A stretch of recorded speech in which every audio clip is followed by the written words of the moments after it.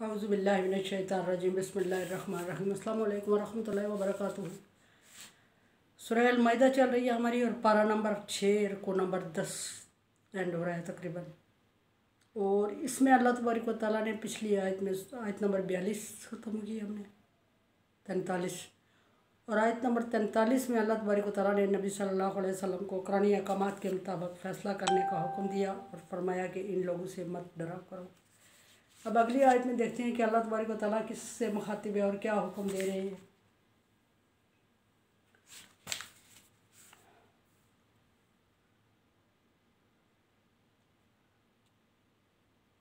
फरमाया कि वकतबना अलैहिम फ़ीहा, और हमने हुक्म दिया था उनको। ये हुक्म कुरान पाक में भी है और मुसलमानों के लिए भी है।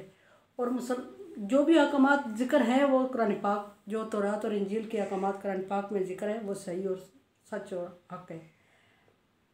और जो कुरान पाक में ज़िक्र हैं वही हक़ और सच है, और जो हक़ और सच है वही कुरान में ज़िक्र है। अब अल्लाह तबारक व तआला यहाँ फरमा रहे हैं कतबना, और हमने फ़र्ज़ कर दिया अलैहिम उन पर, यहूदियों पर, फ़ीहा इस किताब में, यानी किस में, तौरात में, फ़ीहा अन्न नफ्स बिन नफ्स के, नफ्स बदले नफ्स के, जान बदले जान के, आइन बिल आइन और आँख बदले आँख के, अनफ़ बिल अनफ़ और नाक बदले नाक के, उज़ुन बिल उज़ुन कान बदले कान के, व सिन्ना बिस्सिन और दांत बदले दांत के, वल जुरूहिन किसास और छोटी मोटी ज़ख्मों का बदला उनके मुताबिक होगा। फ़मन तसद्दक़ बिही फ़हुव कफ़ारतुल लहू, और जो शख्स सदका कर दे, माफ़ कर दे, वही उसके लिए कफ़ारा है। वमन लम यहकुम बिमा अनज़लल्लाहु, और जिसने अल्लाह तबारक व तआला के अहकामात के मुताबिक फ़ैसला नहीं किया, उलाइका हुमुज़ ज़ालिमून, और वो ज़ालिम हैं। वक़फ़ैना अला आसारिहिम बिईसा इब्न मरियम, और इसी हुक्म के ताबे करते हुए, इसी हुक्म के मुताबिक या इन्हीं अहकामात के ताबे हमने हज़रत ईसा अलैहिस्सलाम को, ईसा बिन मरियम को दुनिया में भेजा। मुसद्दिक़न लिमा बैन यदैहि मिन तौरात, और उनके पास जो किताब नाज़िल की वो इंजील, वो तौरात की तस्दीक कर रही थी, यानी जो अहकामात तौरात में थे वही इंजील में नाज़िल की है उसकी तस्दीक के लिए।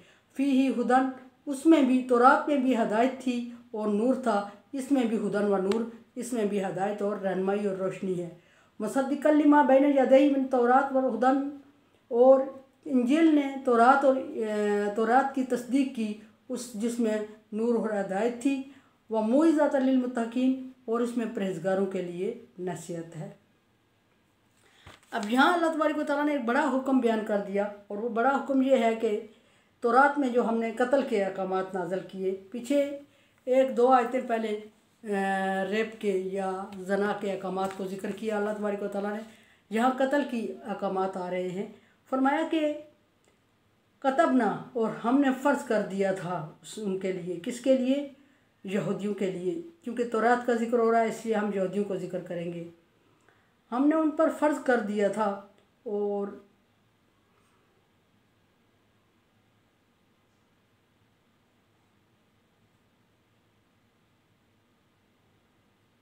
हमने तौरात वालों पे फ़र्ज़ कर दिया, फ़ीहा अन्न नफ्स बिन नफ्स, कि जान बदले जान के। किसी इंसान ने अगर किसी इंसान को कत्ल किया है तो उसके बदले में किसी इंसान को कत्ल किया जाएगा। अब कत्ल की 3 किस्में, जवाज़ कत्ल की 3 किस्में पीछे गुजर चुकी हैं। जवाज़ कत्ल की 3 सूरतें हैं। 3 सूरतों में किसी इंसान का कत्ल, मुसलमान का कत्ल जायज़ है, उसके अलावा जायज़ नहीं है। कि वो 3 सूरतें क्या हैं? वो 3 सूरतें ये, नंबर 1, किसी ने कत्ल किया हो। अब कत्ल की आगे कैटेगरीज़ बनती हैं, कत्ल अमद और कत्ल ख़ता। कत्ल ख़ता में दियत दे के माफ़ करवाया जाता है, लेकिन माफ़ उस सूरत में हो कि दिल से कुदरतें और नफ़रतें बिल्कुल ख़त्म हो जाएं और आइंदा सुलह सफ़ाई हो जाए और नफ़रतें ख़त्म हो जाएं।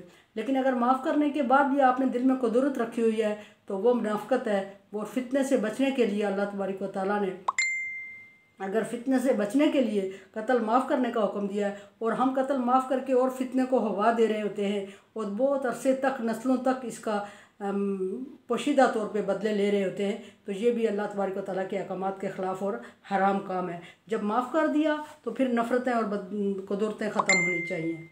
अच्छा, फिर फरमाया कि इंसान बदले, फिर अगर कत्ल ख़ता है और एक कत्ल अमद है, कत्ल अमद की सूरत में इंसान को जान के बदले जान देना पड़ेगी। लेकिन अगर मकतूल के लवाकिन कुछ दियत की लेके कत्ल माफ़ कर देते हैं तो उस सूरत में उनके लिए गुंजाइश निकलती है कि वो माफ़ कर दें। फिर मैं कहूँगी कि माफ़ कर दें, दियत ले लें, और जो मकतूल के वर्सा हैं उनको क़िसास देना पड़ेगा। उस सूरत में क़िसास दे के माफ़ कर दें, लेकिन उस सूरत में दुश्मनी को हमेशा के लिए ख़त्म कर दें। ये ना कि दुश्मनी भी चलती रहे और दियत भी ले लें, माफ़ भी कर, क़िसास भी ले लें, माफ़ भी कर दें, तो इस सूरत को अल्लाह तबारक व तआला ने पसंद नहीं फरमाया, बल्कि हराम है ये सूरत।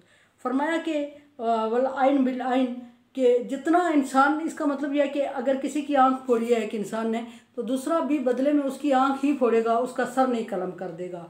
इसी तरह किसी की नाक तोड़ दी है तो नाक ही टूटेगी उसके बदले में दूसरे की, लेकिन उसी की जिसने एक की तोड़ी है उसी की काटी जाएगी, उसी की तोड़ी जाएगी, उसी के कान तोड़ा जाएगा, काटा जाएगा, उसी के दांत तोड़ा जाएगा, काटा जाएगा, जिससे ये जुर्म सरजद हुआ है।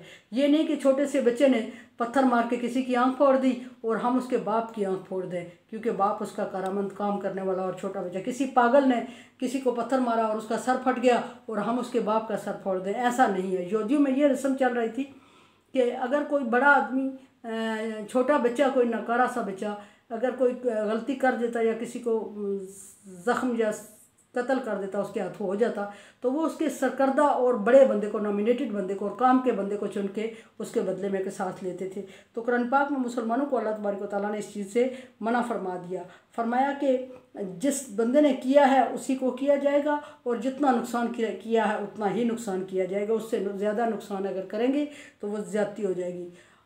मन जाता दो लाइक बिमिसला मा जाता दो लाइक,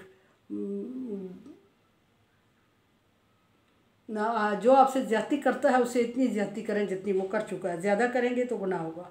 फरमाया वल जुरूह किसास, जुरूह है किसास, जुरूहा किसास। और छोटी मोटी जो ज़ख़म आते हैं, किसी ने किसी को मार दिया, तो अगर माफ़ कर देते हैं तो माशरे में सुलह और अमन के लिए तो बहुत अच्छा है। और अगर माफ़ करने की सलाहियत और हिम्मत नहीं रखते तो फिर उतना ही ज़ख़म उसको दे दे, और अगर दे देते हैं तो फिर ज़्यादती ज़रा भी नहीं होनी चाहिए। और छोटे मोटे ज़ख़म में ज़्यादती कमी का अंदेशा ज़्यादा होता है, इसलिए कोशिश करनी चाहिए कि उसको रफ़ा दफ़ा करके सुलह सफ़ाई की तरफ। मन सद्दक़ा बिही फ़हुव कफ़ारतुन लहू, अगर एक बंदे ने माफ़ कर दिया बड़े दिल से तो वो कफ़ारा हो जाएगा, माफ़ी। और पहले जिस बंदे से ज़्यादती हुई है उसको उसकी सज़ा नहीं होगी, उसको अल्लाह तबारक व तआला को फ़ारा समझ के माफ़ करने को, उसकी गलती को सज़ा से हटा देंगे। मन लम यहकुम बिमा अंज़लल्लाहु फ़उलाइका हुमुज़ ज़ालिमून, जो शख्स अल्लाह तबारक व तआला के इन अहकामात जो नाज़िल किया अल्लाह तबारक व तआला ने, इनके मुताबिक फ़ैसला नहीं करता, जैसे कि पीछे मैंने जिक्र कर दिया कि माफ़ कर दिया लेकिन दुश्मनी ज़िंदगी भर जारी रखी, लोगों के सामने माफ़ करके क़िसास ले लिया, बदला ले लिया, पैसा ले लिया, और फिर पूरी ज़िंदगी उनके 10 बंदों को पोशीदा तौर पे कत्ल करवाते रहे, फिर भी खुश नहीं हुए। ऐसा नहीं करना चाहिए। या किसी छोटे ने, अगर छोटे की ज़्यादती से बड़े का कत्ल हो गया, ज़ख़म हो गया, बड़े तो हमने बड़े को पकड़ के कत्ल कर दिया, उसके काम वाले बंदे को, जो उनके काम आने वाला फैमिली मेम्बर बड़ा था, सरकर्दा था, उसको कत्ल कर दिया। या किसी ने थोड़ा सा लगाया, नाक पे थोड़ी सी चोट लगी है, हमने पकड़ के उसकी नाक ही तोड़ दी। ऐसा नहीं। अल्लाह तबारक व तआला फरमा रहा है कि अगर इसके मुताबिक फ़ैसला नहीं करोगे जो अल्लाह ने नाज़िल किया तो ज़ालिम हो जाओगे। थोड़ी बहुत भी ज़्यादती हो गई आपकी सज़ा के बदले में, जो बदले में आप करते हैं, तो बहुत बड़ी ज़्यादती हो जाती है, फिर अल्लाह तबारक व तआला ज़्यादती पसंद नहीं करते। कफ़ैना अला आसारिहिम ईसा इब्न मरियम व मुसद्दिक़न लिमा बैन यदैहि मिनत तौरात, और फिर इसी की नक्श कदम पे हमने ईसा अलैहिस्सलाम को भेजा, इसी के मिशले राह पे हमने ईसा अलैहिस्सलाम को भेजा, यानी हज़रत मूसा के बाद हज़रत ईसा अलैहिस्सलाम को भेजा, जिनको इंजील दी और वो इस ईसाइयों के पैगम्बर हुए। और इंजील ने तस्दीक की, व आतैनाहुल इंजील, और हमने ईसा अलैहिस्सलाम को इंजील दी। और अल्लाह फरमाता है कि जिस तरह हमने मूसा अलैहिस्सलाम को अहकामात दे के भेजे थे, ए नबी, ये आप मत समझे कि मूसा अलैहिस्सलाम की कौम ने अहकामात चेंज कर दिए हैं तो कुरान पाक के अहकामात उनके अपोजिट आ रहे हैं, ऐसा मत समझे। और कुरान ही उनके अपोजिट नाज़िल हुआ है। बल्कि कुरान तौरात के सेम है, लेकिन इनकी तब्दीली के सेम नहीं आ रहा है। और सिर्फ कुरान ही नाज़िल नहीं हुआ, बल्कि तौरात के बाद हमने इंजील नाज़िल की थी और ईसा अलैहिस्सलाम को भेजा था। और ईसा अलैहिस्सलाम को जब हमने भेजा तो इंजील आई ईसा अलैहिस्सलाम पर और ईसाइयों के लिए नाज़िल हुई, और उसमें भी जो तौरात के अहकामात थे तौरात के सेम नाज़िल हुए। और उसने तस्दीक की तौरात के अहकामात की कि तौरात में ये अहकामात जो अल्लाह की तरफ से नाज़िल करदा हैं ये सच है। और उन अहकामात को फिर इंजील में भी रिपीट करके अल्लाह फरमाता है कि मैंने नाज़िल किया। व नूरुन व मुसद्दिक़ हुदन व नूरा, और तौरात को भी अल्लाह तबारक व तआला ने हदायत और नूर कहा था, और इंजील में भी हदायत भी है और नूर भी है, रोशनी भी है और रहनुमाई भी है इंसानों के लिए, और अहकामात हैं। मुसद्दिक़न लिमा बैन यदैहि और मिनत तौरात, और उसने तौरात में नाज़िल करदा तमाम अहकामात को माना है, उनकी तस्दीक की है, और जो गलत तौरात में इन्होंने अपनी तरफ से डाल दिए हैं उनकी वजाहत की है इंजील ने, और इनके सामने खोल कर बयान किए हैं। और उसमें हदायत है और मौइज़ा और नसीहत है लिलमुत्तकीन, परहेज़गारों के लिए। अल्लाह तबारक व तआला फरमा रहा है कि उसमें हदायत और नसीहत है, लेकिन किसके लिए? परहेज़गारों के लिए। हदायत और नसीहत थी किसके लिए? तौरात में भी किसके लिए? परहेज़गारों के लिए। हदायत और नसीहत है, नूर है इंजील में भी, किसके लिए? परहेज़गारों के लिए। हदायत कुरान किसके लिए? परहेज़गारों के लिए। ये अल्लाह तबारक व तआला ने सारी किताबों का मकसद एक ही बता दिया कि सारी किताबों का मकसद, सारी किताबों ने कुरान पाक ने, इंजील ने, तौरात ने, ज़बूर ने, सारों ने एक दूसरे की तस्दीक की है। और कोई नए अहकामात जो नाज़िल हुए हैं वो ज़रूरत ज़माने के मुताबिक नाज़िल, ज़माने की ज़रूरत के तहत नाज़िल हुए हैं, वरना किसी पुराने हुक्म को रिजेक्ट नहीं किया गया। और अगर किया गए हैं तो वो अहकामात जो उन्होंने अपनी तरफ से डाले हुए थे या जो ज़माने की बदलती हुई ज़रूरत के मुताबिक नहीं आ रहे थे, उस वक्त उन लोगों के मुताबिक थे। अब नए अहकामात की ज़रूरत थी, अल्लाह तबारक व तआला ने उनके लिए नए अहकामात नाज़िल फरमा दिए तौरात, इंजील और ज़बूर में और कुरान पाक में। और ये सारी किताबें एक दूसरे की तस्दीक करने वाली हैं, और ये सारी किताबों का मकसद अल्लाह ने फरमा दिया हुदन मोइज़ा, हुदन मोइज़ा, हुदन मोइज़ा। लेकिन किसके लिए? हर जगह फरमा दिया मुत्तकीन मुत्तकीन मुत्तकीन, परहेज़गारों के लिए है हदायत नसीहत। वलयहकुम अहल इंजील बिमा अंज़लल्लाहु फ़ीही, ताकि इंजील वाले, इंजील के मानने वाले अल्लाह के नाज़िल करदा अहकामात के मुताबिक फ़ैसला कर सके। यानी इंजील में दोबारा अहकामात रिपीट करने का मकसद ये है कि वो अपनी किताब को सामने रखे, इलामी किताब को सामने रख के फ़ैसला करें, और तौरात वाले उनको ये ना कहें कि ये फ़ैसला हमारी किताब का था, आपकी इंजील में है ही नहीं, और इसमें आप हमारी तौरात को मान रहे हैं और दूसरे अहकामात में नहीं मान रहे। फरमाया कि उसमें भी वमन लम यहकुम बिमा अंज़लल्लाहु फ़उलाइका हुमुल फ़ासिक़ून, और तौरात में भी अल्लाह फरमा रहा है कि तौरात में भी अहकामात नाज़िल किए, उनके मुताबिक फ़ैसला करने का हुक्म दिया। इंजील में भी अहकामात नाज़िल किए और उनके मुताबिक फ़ैसले का हुक्म दिया, और कुरान पाक में भी अहकामात नाज़िल किए और उनके मुताबिक फ़ैसला करने का हुक्म दिया। ये कोई अनोखी बात नहीं है कि कुरान पाक में फ़ैसला आ गया, लेकिन तौरात में भी इन्होंने फ़ैसले अपने मर्ज़ी के मुताबिक डाल दिए और अल्लाह के अहकामात को एज़ इट इज़ नहीं रहने दिया। और इंजील में भी इन्होंने फ़ैसले बदल दिए बाद में उलमाए किराम ने, और अपनी मर्ज़ी के मुताबिक अहकामात डाल दिया अपनी सहूलत के लिए, और जो इनके अपोजिट आ रहे थे उनको क्रॉस कर दिया।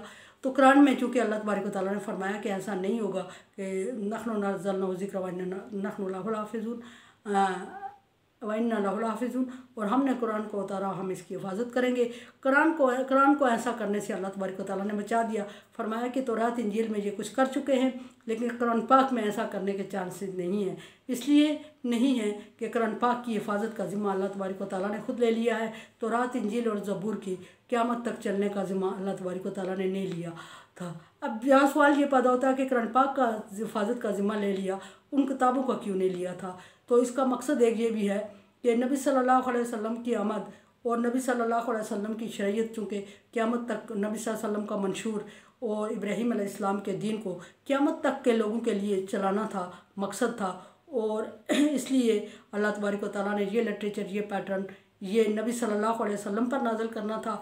सो इसकी गुंजाइश रख दी कि आखिरी किताब आएगी जिसकी हिफाजत का ज़िम्मा मैं लूँगा और जो क़यामत तक चलेगी। अगर अल्लाह तबारक व तआला तौरात, इंजील और ज़बूर की हिफाजत का ज़िम्मा ले लेते तो क़यामत तक वो चलती, कुरान पाक ना चलता। कुरान पाक की ज़रूरत नहीं थी, चूँकि कुरान पाक आखिरी नबी मोहम्मद सल्लल्लाहु अलैहि वसल्लम और हज़रत इस्माईल अलैहिस्सलाम की औलाद में ये लिखा हुआ था, ये खुशनसीबी। तो सो अल्लाह तबारक व तआला ने इसका मार्जिन रखा और आगे क़यामत तक के लिए इसको कंटिन्यू रखने के लिए इसकी हिफाजत का ज़िम्मा उठाया। और ये बैलेंस था एक इसहाक़ अलैहिस्सलाम और इस्माईल अलैहिस्सलाम की औलाद में कि सारे पैगम्बर इसहाक़ अलैहिस्सलाम की औलाद में से थे। आखिरी नबी जो क़यामत तक रहेगा वो इस्माईल अलैहिस्सलाम की औलाद में से रहेगा। वो सारे एक, और नबी सल्लल्लाहु अलैहि वसल्लम को एक तरफ करके अल्लाह तबारक व तआला ने बैलेंस कर दिया। मेरे चैनल को आप सब्सक्राइब करें, बेल आइकन को ज़रूर प्रेस कर लिया करें, like dislike as you like. मेरे लिए दुआ करें। ला खौफुन अलैहिम।